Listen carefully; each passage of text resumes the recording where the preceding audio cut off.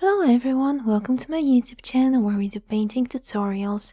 You may recognize this painting as what we did a couple of weeks ago, and to be honest, I'm not too happy with it. You can see here it has dried a bit weird, and some places the paint did not even cover, and I'm not even sure how that is entirely possible. The water just refused to spread to some areas, and if the water doesn't spread, the paint doesn't flow. And overall, this paper has some very strange texture. I'm going to zoom in here to show you. I don't know, it sort of reminds me of my grandma's wallpaper, and I did not manage to achieve the depth I wanted with this painting, so I'm going to try the same exact painting, the same exact technique, but with slightly different art supplies. This is the paper I will be using. It's just some plain old Canson, and you can see it does have a bit of a texture, but it's much more smoother and it looks much more natural compared to the Fabriano which I used in my initial painting. The Fabriano just looks a bit too mechanic-y, almost like fake. I don't know how to even word that. It just looks like, I don't know, it went through a waffle machine. So I'm just gonna use the same exact technique I used for the previous one and the same exact set of skills, because you can't get magically that much better with just a couple of weeks.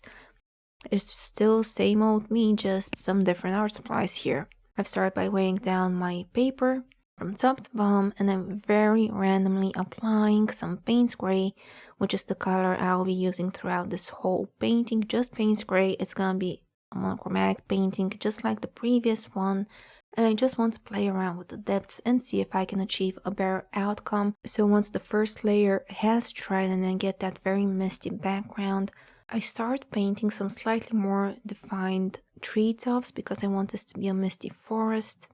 I only focus on giving details to the top portion of the trees, and the bottom I'm just going to blend out with some water on my brush.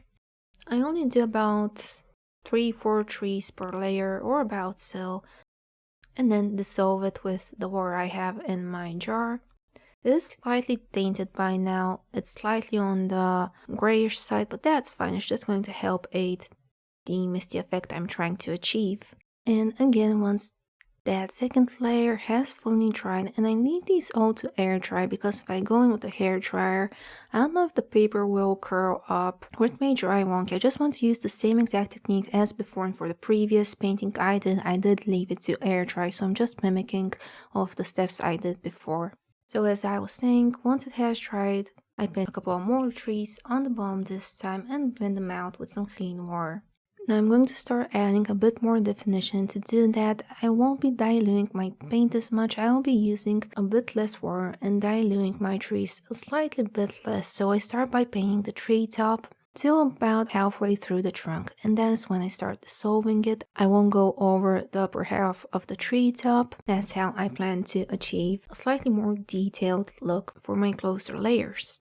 Meanwhile that dries, I add a couple of trees slightly bended to either side and tap over them to add the foliage. If drawing is not your thing and you have issues with painting shapes, there will be a traceable available over at my Patreon page, Sunshine Arts, where we also do full-time tutorials and digital downloads of my paintings. If you wonder how to do a traceable for a watercolor painting, the technique I personally like to use is I just go over with a watercolor pencil that is a close shade to the paint I intend on using.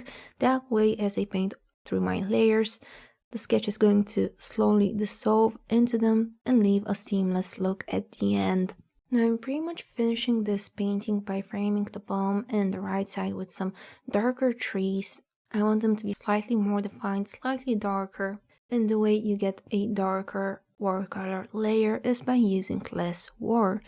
An easy way to achieve that is to just use a smaller brush that does not hold as much water. So that is why you've seen me switch here to my daVinci cosmotop pen. It's just easier to make it look darker and achieve slightly more details. I add a couple of smaller trees right at the bottom there, and I go over the larger ones we did to the right side, just tapping over the parts that dissolved into the previous layer, and then I'll add some birdies in the sky just like we did for the previous one. Now I'm gonna show you the two here side by side, and you can really tell that the Canson did outperform the Fabriano paper. Like, again, same exact technique, just different paper and different paint. Also, keep in mind that I purchased the Fabriano block for around 16 bucks back in the time. I'm not sure if the current price point was, but I will leave a screenshot somewhere and also links down in the description. And the Canson was about 6 bucks, which is less than half the price. So, considering the results it gives, the Canson is amazing value for the money you give. And just a side note, the Fabriano is 25% cotton at 200 grams. Meanwhile, the Canson is fully cellulose and comes at 300 grams. Also, there's the weird texture I mentioned in the Fabriano, which for me is a minus because I do like texture, I do like using rough paper, but it just looks very fake. Like I said in the beginning, it looks like you put the sheet through a waffle machine. Meanwhile, the texture in the Canson is very natural looking, and I really enjoy it for painting like loose landscapes and even just some loose and wet, more abstract kind of sceneries. In my opinion, it's just easier to work with. And again, considering the price point, the overall winner for me is the Canson paper. I'd like to give a special thank you to my Patreon supporters for the month of November, and thank you all for watching. If you found any value in this video, please let me know down in the comments, and we'll see each other in the next one. Bye bye. Bye bye.